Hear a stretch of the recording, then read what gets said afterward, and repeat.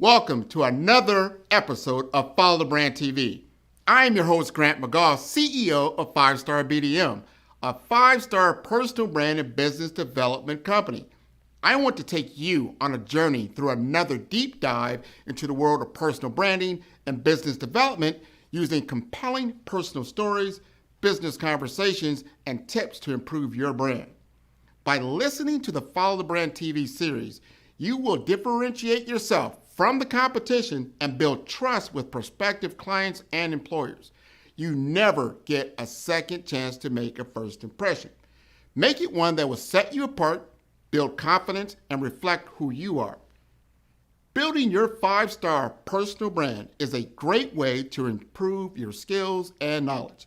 If you have any questions for me or any of my guests, please email me at grant.mcgaugh@5starbdm.com.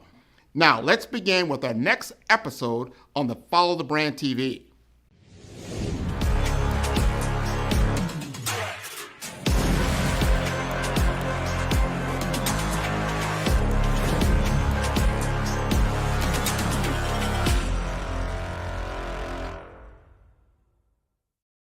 Five-Star BDM, Brand Development Masters, is a professional consulting and advisory group keenly focused on business development services for the small to mid-sized business and entrepreneurs.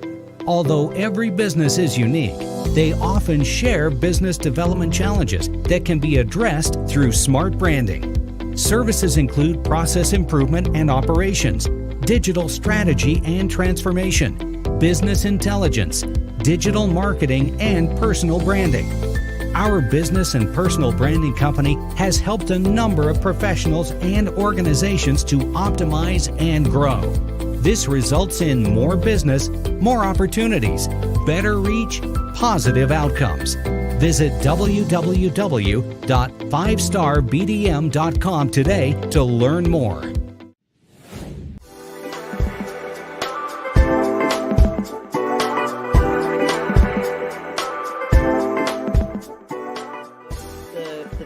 A lot of people say the future is artificial intelligence, right? But I say the future is not artificial intelligence. The future is quantum artificial intelligence.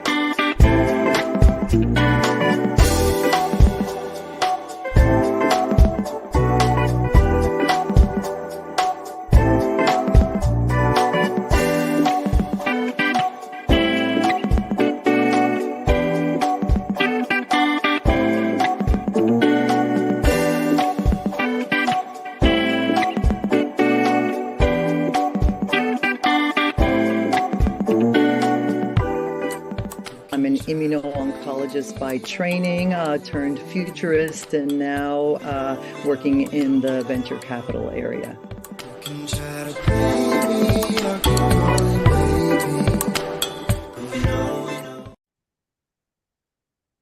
Welcome, everyone, to the Follow Brand Podcast. I am your host, Grant McGaugh. Today, I'm going to keep it local. A lot of times I'm traveling, I'm talking to people all over the different countries, sometimes over the world. But we're going to bring it down to Miami, Brickell, Miami, to speak. And when you think of Brickell, Miami, how can you not think of Dr. Libia Scheller? She has been an iconic figure in the world of oncology and other aspects of that whole spectrum. We're going to talk about the future of medicine, how she sees things from her lens, and how we can actually improve in our practices and things that we're doing from a technological lens. So I'd like to get her introduced. So Dr. Libia, would you like to introduce yourself? Thank you so much, Grant, for this opportunity. Yes, hello, everyone. My name is Dr. Libia Scheller. It's so wonderful to be here.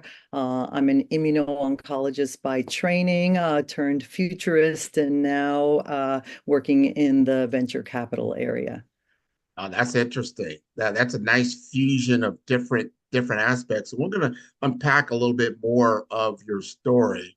I was most intrigued when I last spoke with you not too long ago, a few weeks ago, and you talked about we need to understand the past before we get into the present and the future. help us understand like the last 50 years that's been going on in oncology to kind of set the stage. Great. Thank you for that question. As you know, I've been coined as a health futurist, and it's very true. In order to understand our future, we need to understand where we were and where we are today so that we can look into the future and take advantage of those things. And, when you look at the last 50 years, it's during my lifetime, your lifetime, and a lot of people's lifetimes have been, that are listening to this podcast. And, I think it started really in the advent in our lives in the 1970s of the computer. Once we had that computer, it's amazing what everybody could do, and especially in the area of science, because like if you didn't have the computer, we never would have had the genetic revolution, which happened in the 1980s. Now, the genetic revolution for me was extraordinary. That's when the Human Genome Project was launched by our government. And at that time, you see, when I started looking at what was going on at that time, and I got my undergraduate degree at Yale in genetics, because when you're in the school and you rip the little piece of paper, it says join the genetic revolution. I said, "Ooh, that sounds exciting." So yes, if we didn't have the computer in the 1970s, we never would have had the genetic revolutions. We started looking at the genetic code of what we're made out of, and in finding that genetic code, a lot of advancements in science were made. But then immediately after that came the immunology revolution in oncology. Now think about it. An oncologist goes to school. Do they really study immunology? Not really. And so there had to be a convergence. And that's the word I want to bring out during this, the convergence of oncology with immunology. And in being able to take advantage of this revolution as a futurist, I launched and started working for a company that created certified medical education for oncologists to teach them immunology. So there's been a lot that came out in the immunology revolution, and then came precision medicine, right? So without all of these, genetic revolutions, immunology, we never would have had precision medicine. And what that is that every patient's different. So why are they giving us all the same medications? Why are the clinical trials contain all the same people instead of treating each patient, treating each person the way they should be treated, meaning what their genetic code shows, their protein profile shows. And then right after that, diagnostics started coming up, right? So I would say in the 2000s, what's happened is, MRI, CT scans, and X-rays got a lot better.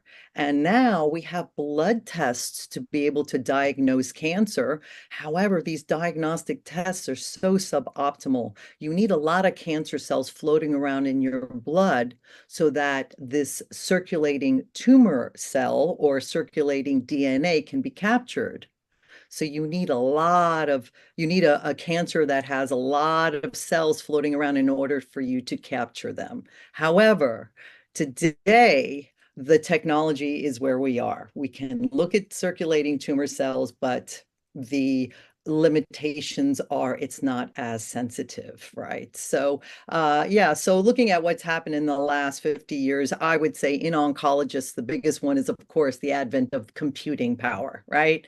With computing power, we were able to go right into the genetic revolution and get that genome project out where we did quite well in that area, and then the immunology revolution, now precision medicine, and now it's diagnostics, but I would say suboptimal diagnostics, because we're going to see some great stuff, and I'll talk about that in the near future. Well, I'm excited. And, you just reminded me how far we have come. I remember in the 1970s. I don't want to date myself too much, but you weren't thinking about the personal computer. I mean, the personal computer really, got took off in the 90s for the most part. The internet, and you see all these advances that have occurred, and you just kind of pull all that together. Now, you are known as a futurist in oncology and medicine itself, but I want to know what excites you the most, that as we unfold all these different things, and how do you envision this? Let's fast forward just a little bit. So the next decade in the 2030s, what are you seeing on the horizon? I tell you, it is really exciting times. I have to tell you, I am really happy to be here at this time during the scientific revolution here, really, because let's think about what is the definition of a futurist. What do we talk about? What is a futurist, really? And it's really someone who systematically explores predictions and possibilities about the future, right? And how they can emerge into the present. So the question is, why is it important for us to even think about like a health futurist? Well, you need to think like a health futurist because of strategic planning. Think about it. Why I became a futurist is I needed to know where I should go strategically, right? For myself in the industry, because it's, it's you're going to be able to capitalize on the achievements that are coming, right? Decisions on what you want to do in your career, your career jobs, areas to invest in your time and your money in. So by being a health futurist, you'll be able to see all this. But what's come up for me is I started right before COVID, started studying artificial intelligence. And I'm saying, boy, AI is going to converge, and here's the word again, into all aspects of our life. And being a scientist myself, I was excited about how AI was going to really impact all areas of healthcare.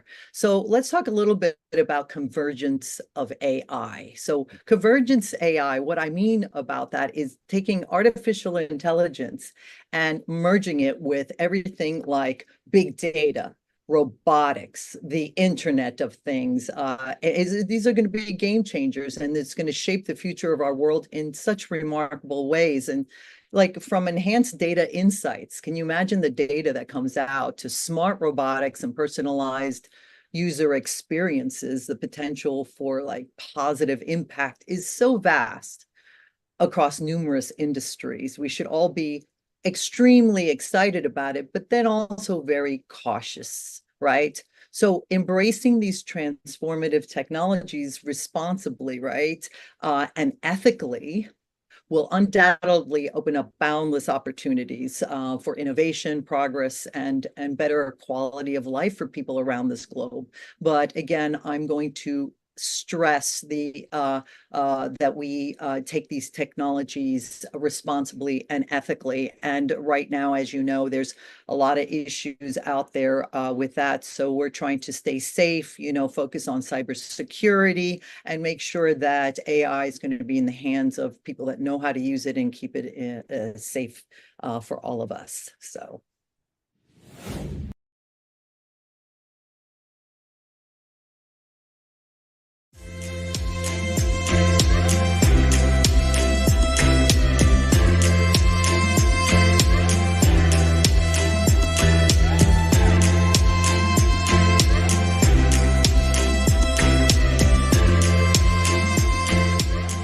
Pernell Londono. I am a AI strategist. I've been a technologist for 30 years, and now I'm with Dell Technologies as an AI strategist. So happy to be here.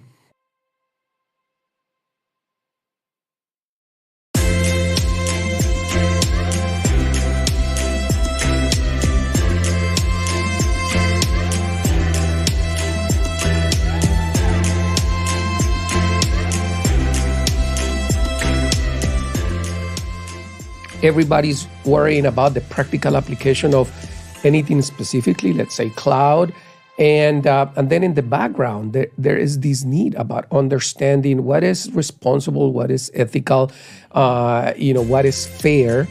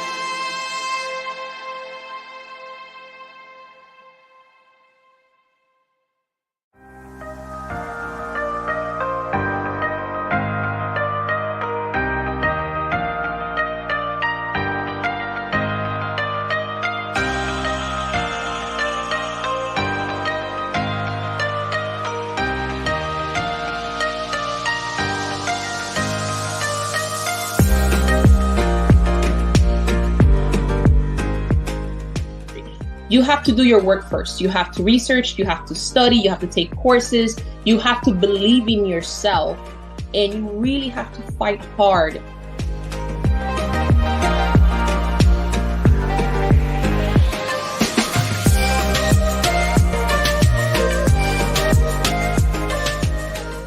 I see concerns, but I also see that as professionals like you and I in the industry, in this space, we need to help people and society by creating policies, frameworks, and guidelines, not only for organization, but for people, because this is going to be, AI is everywhere.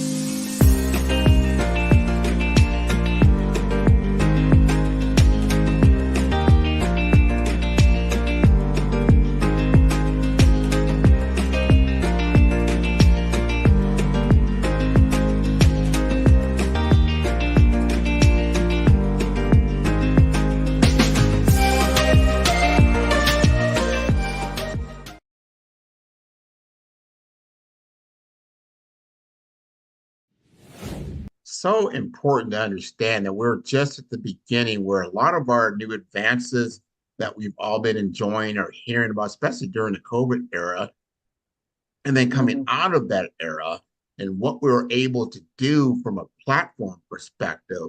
A lot of this is writing on cloud computing, mobile compute, things like that. Now, what can we do with that and make it more effective into things that are problems that have been plaguing mankind for a long period of time? Focus there, but I have to tell you that what's going to change the most, I would say, is the patient experience in the healthcare arena. Anything from the minute that you are scheduling to reporting the results of a clinical trial, everything from remote monitoring. Can you imagine if you have a cardiac problem, or if you have diabetes, or even if you're pregnant, or you have like a neuronal disease? All of these, you can do remote monitoring in the future and just go home and not have to go to the doctor to be tested every time. So I think the patient experience in healthcare is going to change dramatically. As you know, COVID, while we were in COVID a lot, we really got used to telemedicine, right? And then people realize, wow, this can really work. If I'm sick, I don't have to get up and go to the doctor's office, right? I can do it right from home.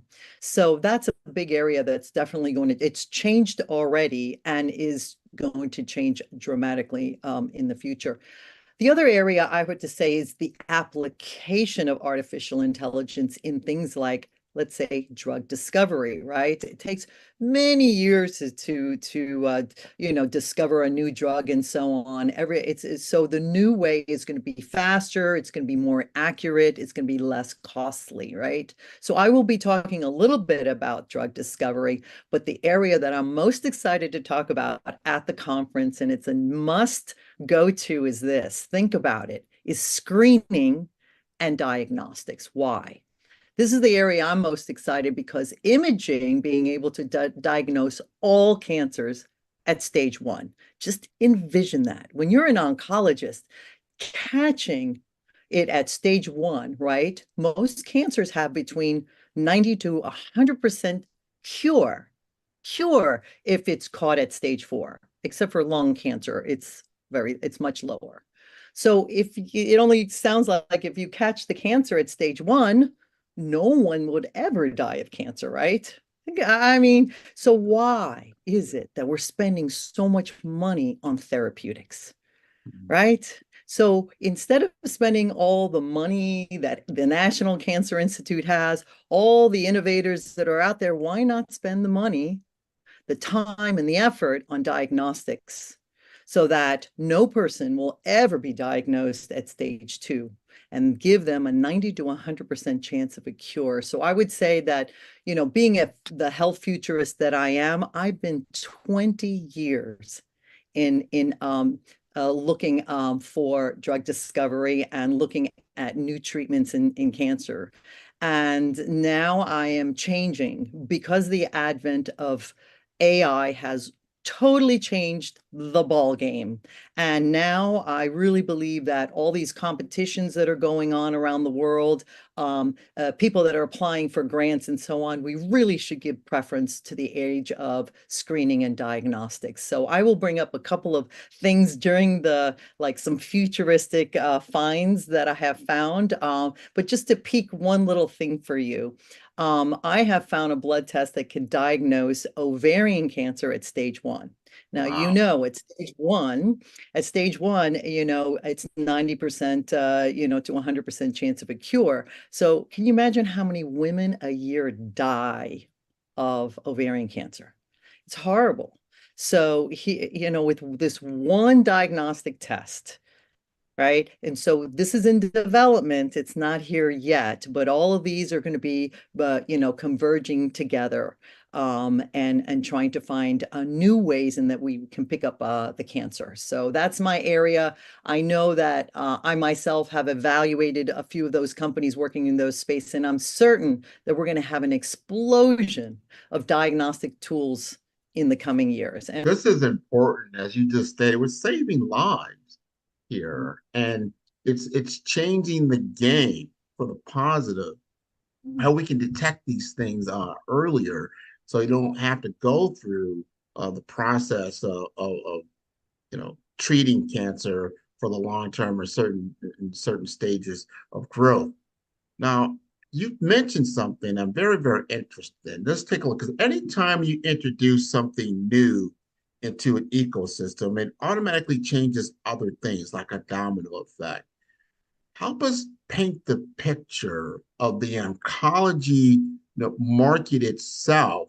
As you alluded to, hey, if there's heavy emphasis on therapeutics, there's not as much on diagnostics.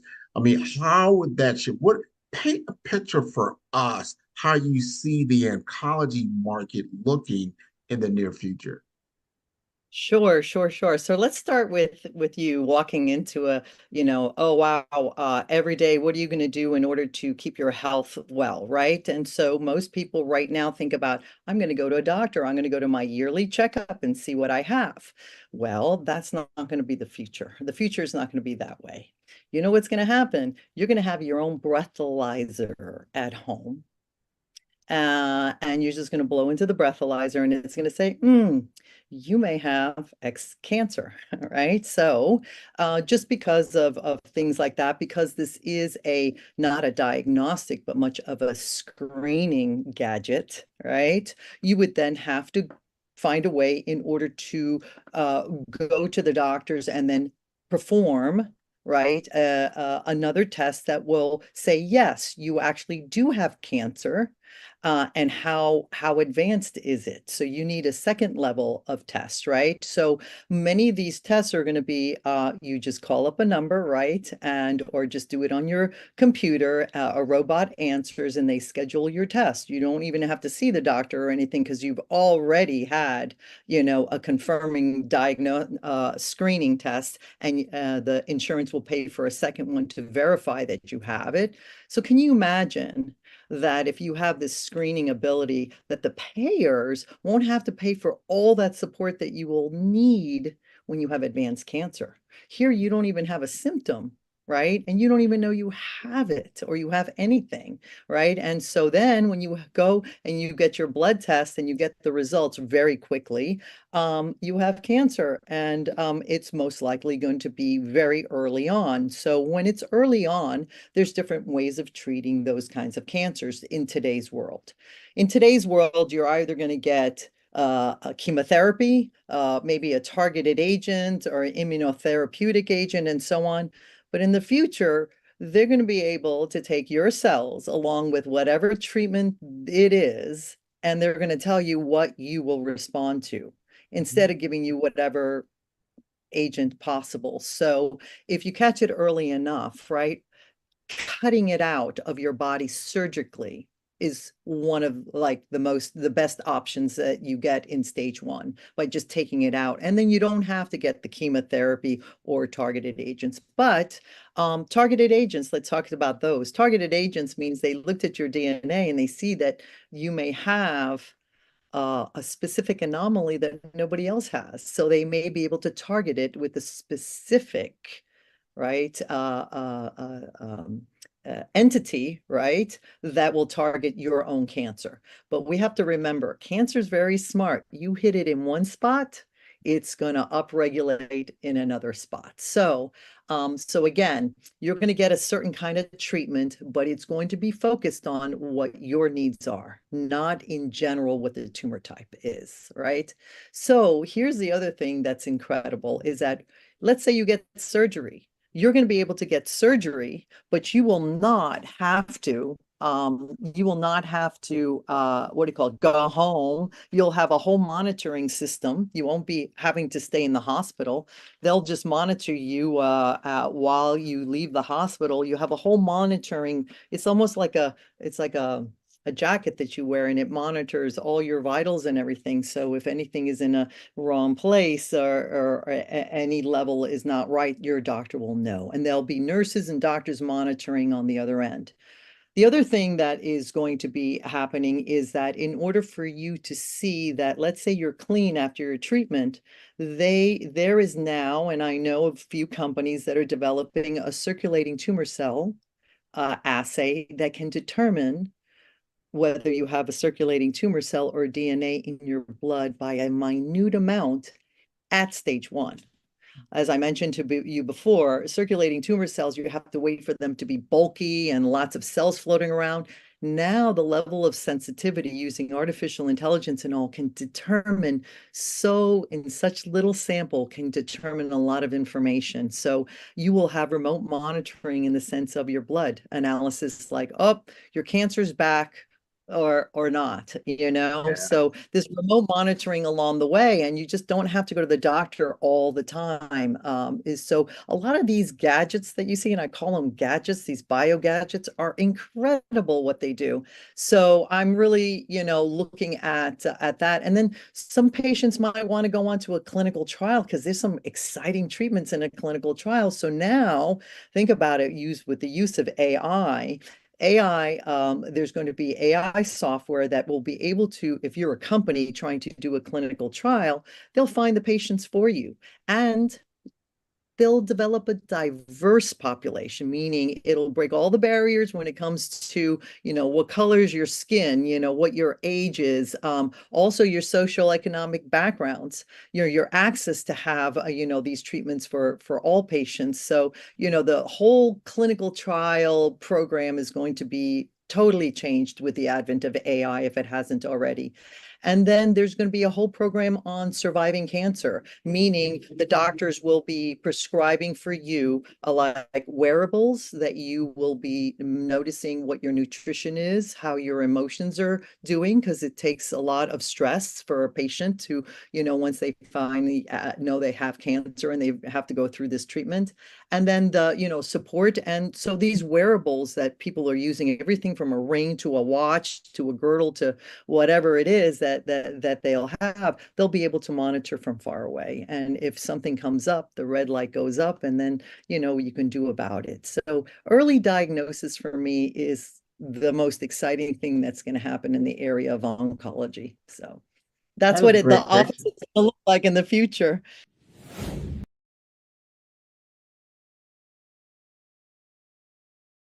Grant McGaugh, CEO of 5-Star BDM, is turning heads in the healthcare and information technology sectors with his groundbreaking approach to personal branding and business development. By challenging conventional strategies, he's setting a new standard for how executives present themselves and their businesses to the world. McGaugh's expertise isn't just about standing out. It's about strategic guidance, generating leads, and building networks that propel executives beyond their competition. His focus on authenticity allows leaders to leverage their unique stories, driving exponential growth and success in their industries. Beyond branding, McGaugh is a fervent advocate for diversity, equity, and inclusion in the workplace. He's committed to helping organizations cultivate environments where innovation and collaboration thrive through inclusive cultures. And for those eager to dive deeper, McGaugh hosts the Follow the Brand podcast. Here, he unpacks the intricacies of personal branding and business growth, offering valuable insights for professionals eager to redefine their identities and share their narratives with the world.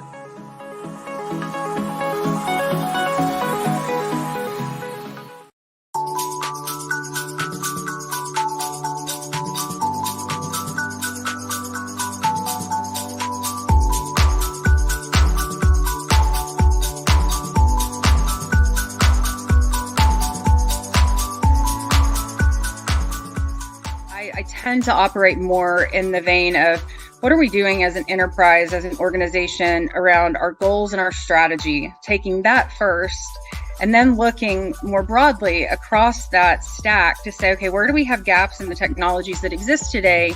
But more importantly, where do we have gaps in what we seek to achieve where technology is not going to be as efficient or as adequate as is necessary to meet those targets?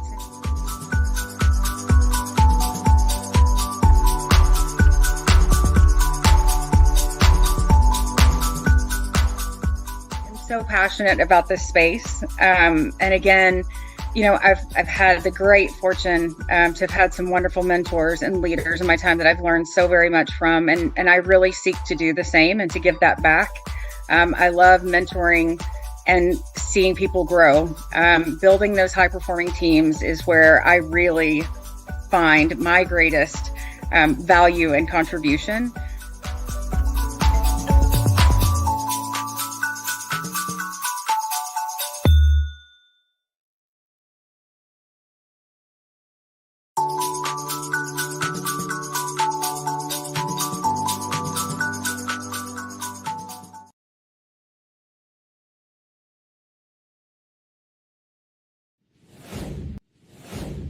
I love the early onset diagnostics, the real-time monitoring aspect, and the precision. So important. And I see this from, and you mentioned that you're into the finance world as well, as that how you save money. I mean, right now, the healthcare industry as a whole it's almost unsustainable from an economic standpoint. They've got to find ways to reduce costs. These are ways, what I'm hearing from you now is a key disruptor.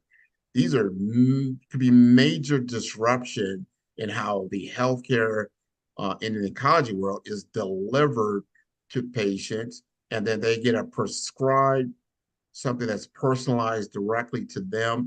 And they kind of know instead of that trial and error, that's what I'm listening to you say, instead of just trial and error, you pretty much have a level of certainty of outcome as opposed to, well, let's just wait and see what happens and try something else if that doesn't.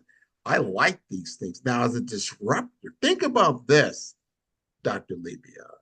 What you just painted for us a future, and then what you see as the current delivery model and all the companies that are involved in all these things and the entities, the government that's involved, the systems, the facility, all this could be potentially radically different in the future.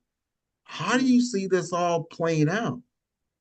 Yes, yes, yes. Well, I have to tell you, the future, a lot of people say the future is artificial intelligence, right? But I say the future is not artificial intelligence. The future is quantum artificial intelligence. And here we have convergence happening again.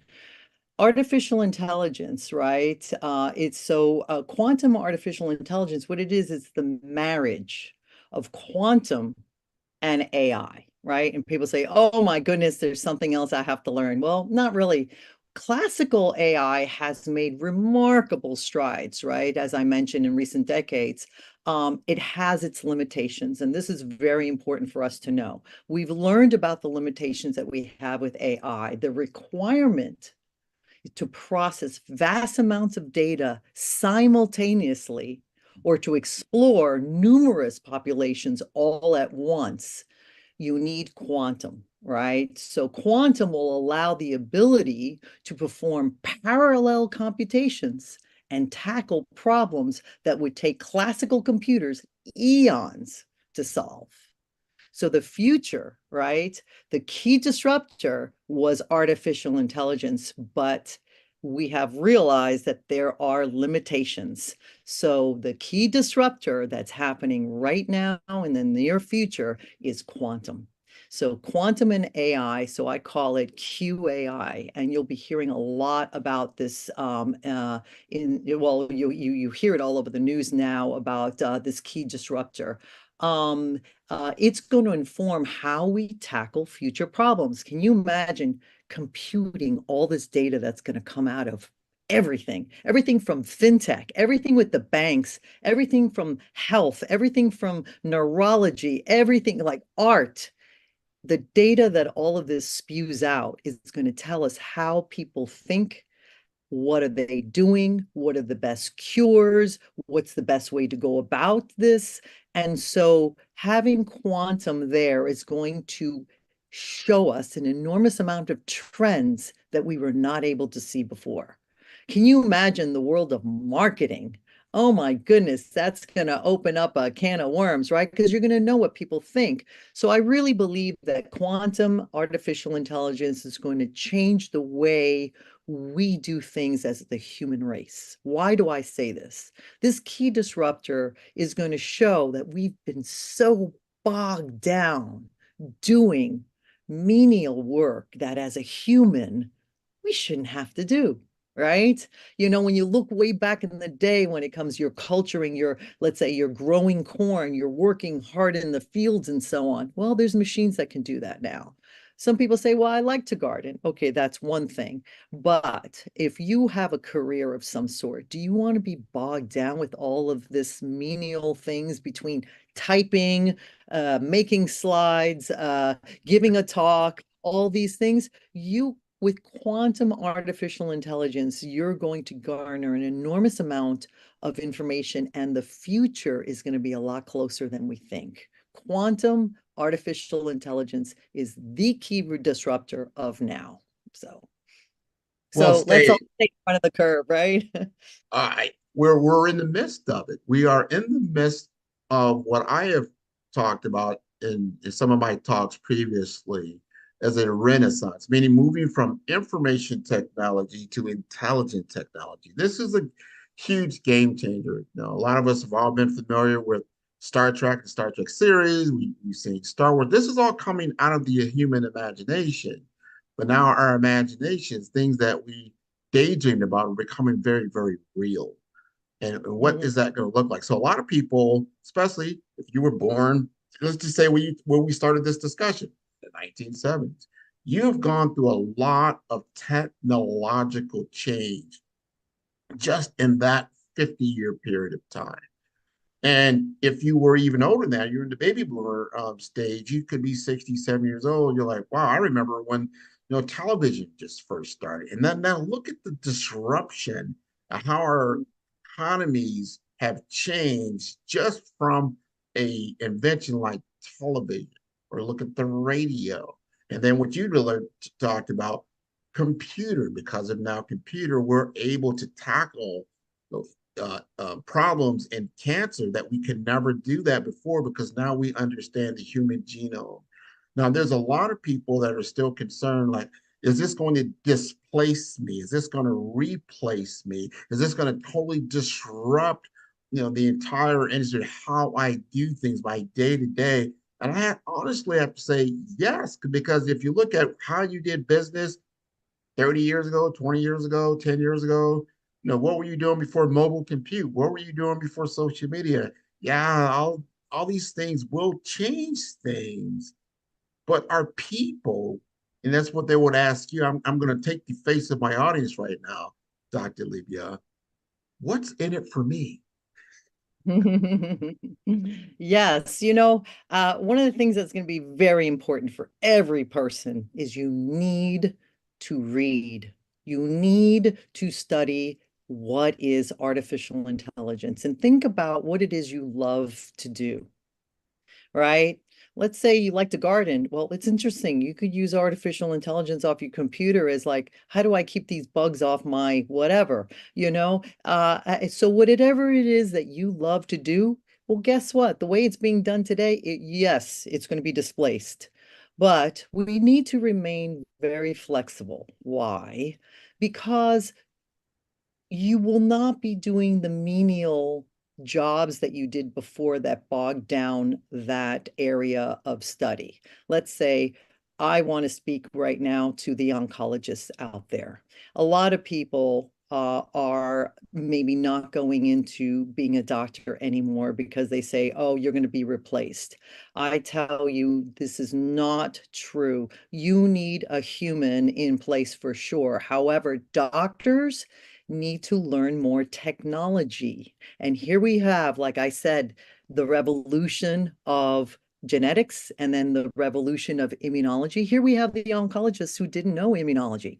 Now there's going to be a convergence of medicine and technology. So if that's the case, the curriculum that you see today in medical schools is changing right now. I just saw a college that a school that showed their curriculum. It doesn't look anything like it did in the past. Because the past was, how do you diagnose that?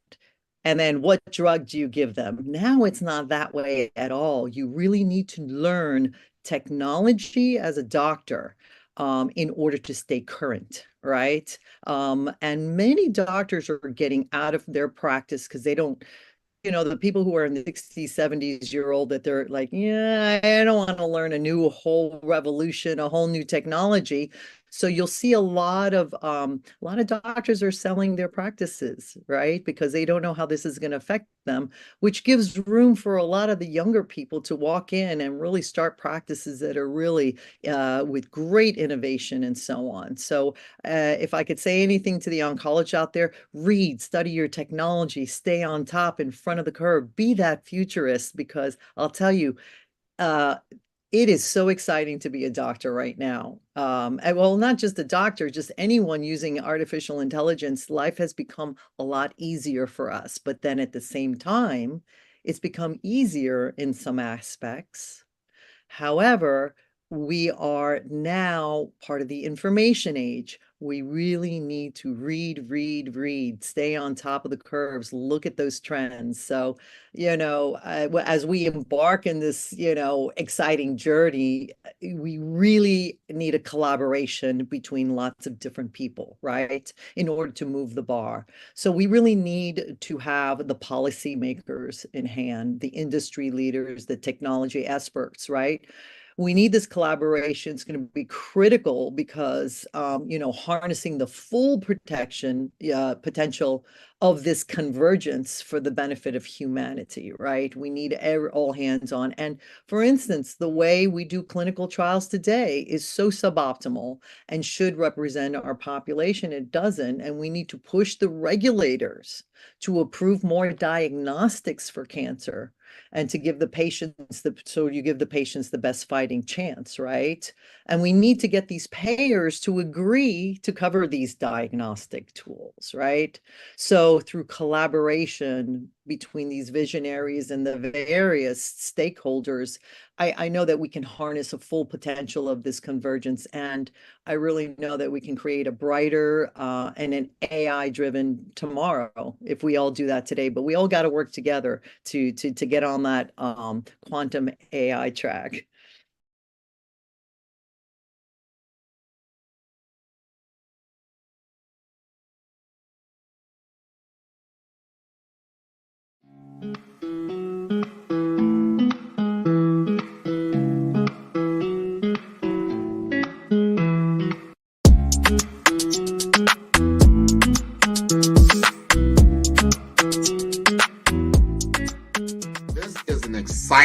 Exciting time to be in digital marketing with the advent, the explosion of generative AI chatbots. They're better known as ChatGPT. There's Bard, there's Claude, there's all kinds of this new one came out called Gemini. There's so many different tools that really what it comes down to is that it's made my business more precise.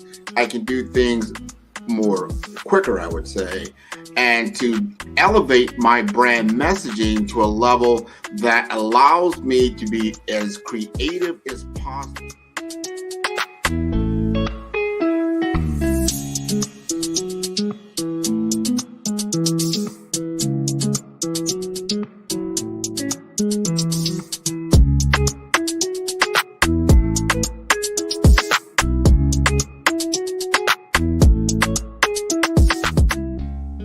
digital market economy is taking the world by storm, probably over the last decade or so, but is really escalating now in the advent of AI, because it is a game changer for a lot of businesses. It's not just all the big boys that can play in this space because of cloud computing, because of mobile computing, and now you have these tools at your disposal.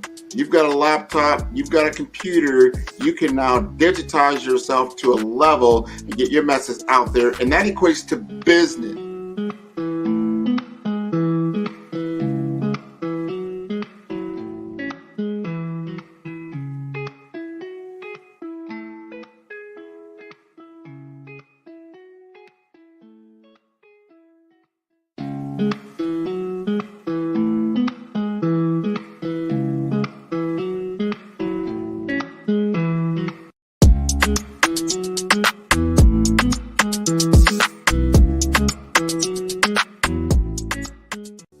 Follow the Brand TV broadcast host, Grant McGaugh, as he visits with top executives and entrepreneurs to find out their secrets of success with their personal brand. Follow the Brand TV broadcast host as he focuses on brand development to build better relationships, bring value to your business, relationships, and career. You will enjoy listening to each episode that is tailored to speak to you directly.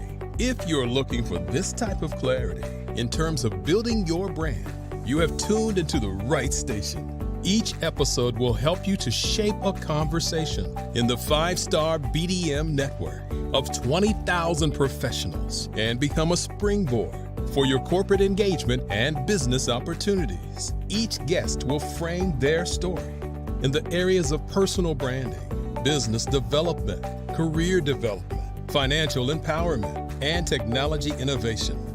Grant McGaugh explains why he is the CEO and owner of his own professional career. Grant is an accomplished business leader and entrepreneur who wants to give back to individuals to grow their personal brand strategy. Tune in as he weaves his story about new possibilities, while to you exceed expectations. If you love storytelling, this show will make for fun.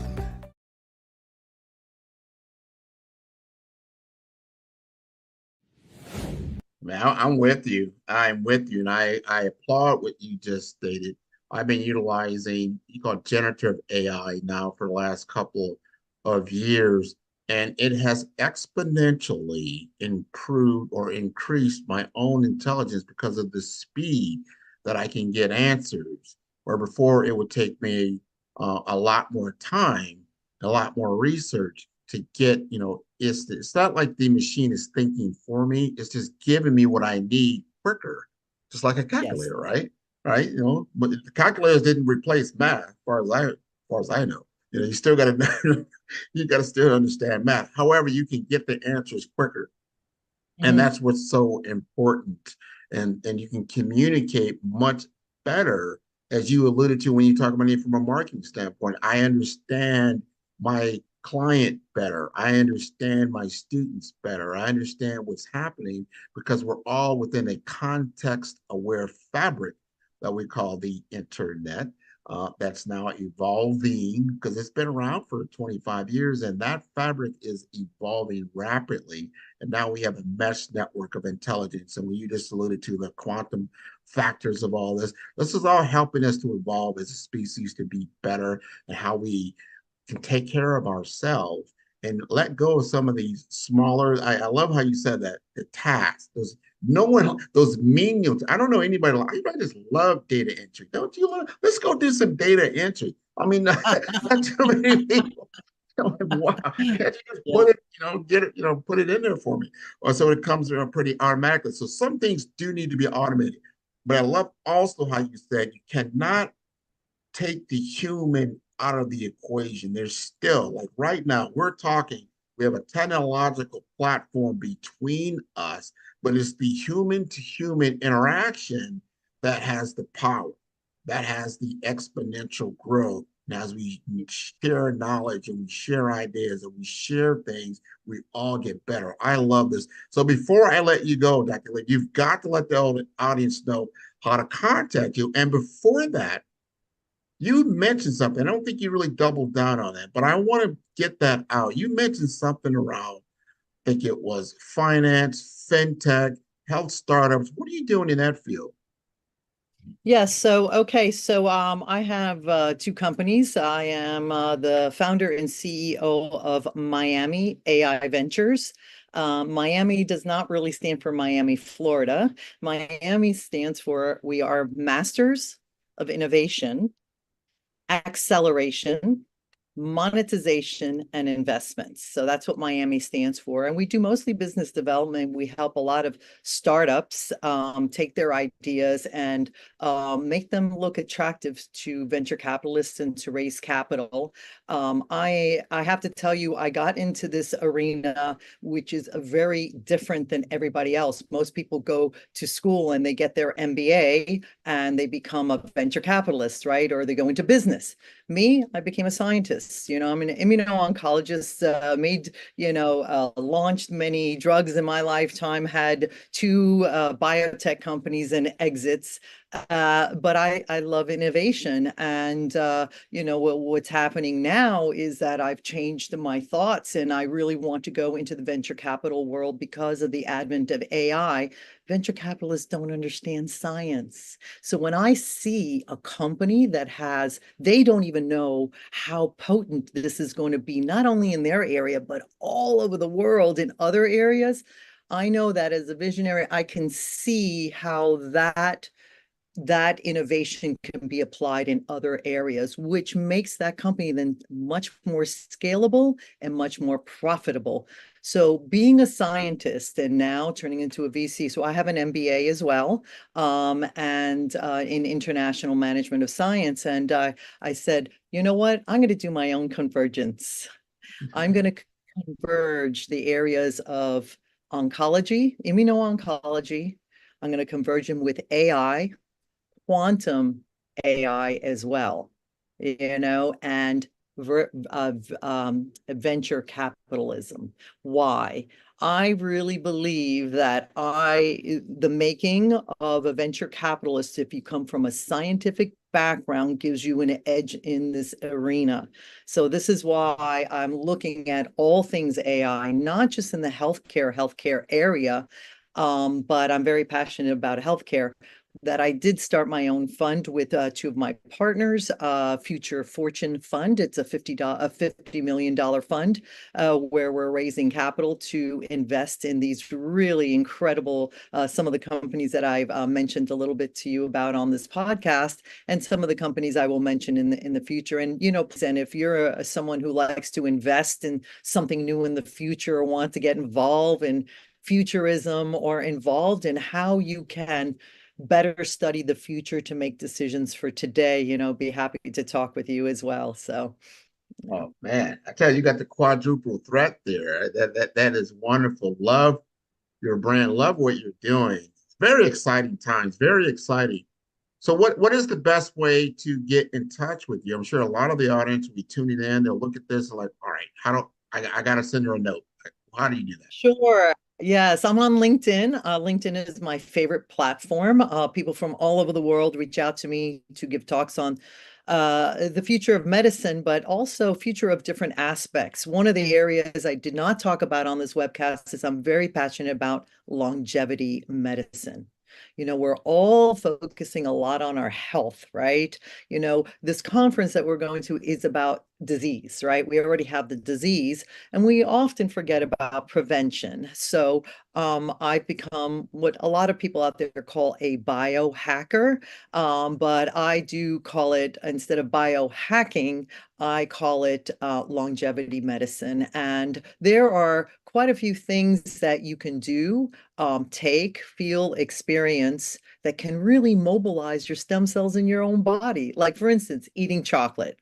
Eating chocolate mobilizes your stem cells. So certain foods that you eat, certain things that you think, yoga, different parameters, things that'll keep us healthy, not eating processed foods, all these things that will be part of our future. A lot of people are taking it serious now, but in the future, you'll see there are wearables coming out that you can test your own blood to see if you have all the desired elements that a blood test from your doctor today will not test. Why? Because it's the payers that govern what they test in you. Well, you should be able, I want to know is my vitamin D too low? Why do I have to go to the doctor for that?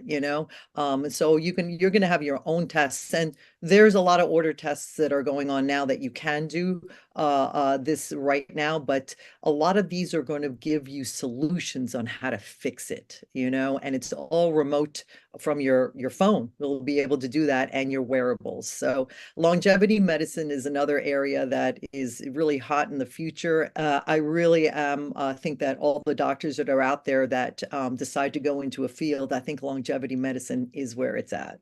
We need to get our arms around it. What you just discussed today is, we call it mind-blowing, but we all know, because where we're at now and our experience level has grown, that this is not so far off. This is something that could be right around the corner the next 18 months to 24 months. We're just doing these things. And by the end of the decade, it's just commonplace.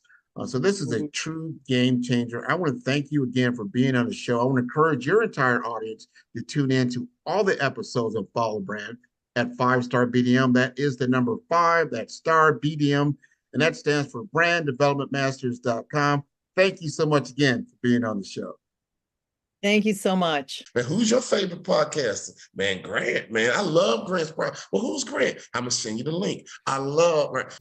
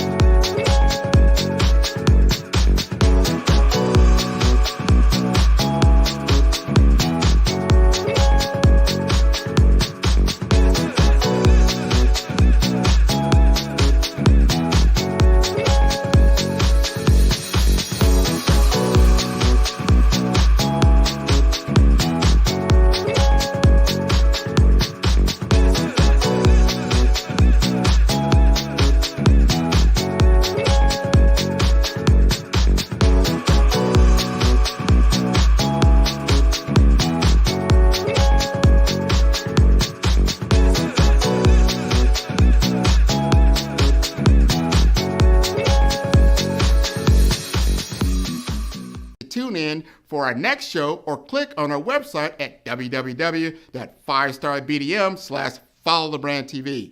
Thank you.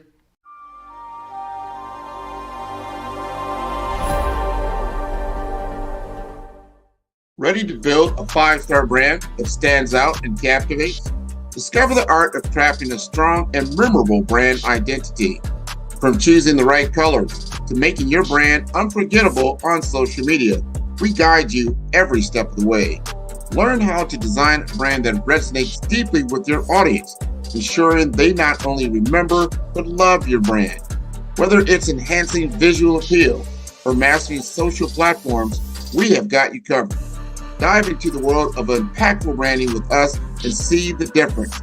Follow the brand for more insights and expert tips. Don't just be seen, be remembered.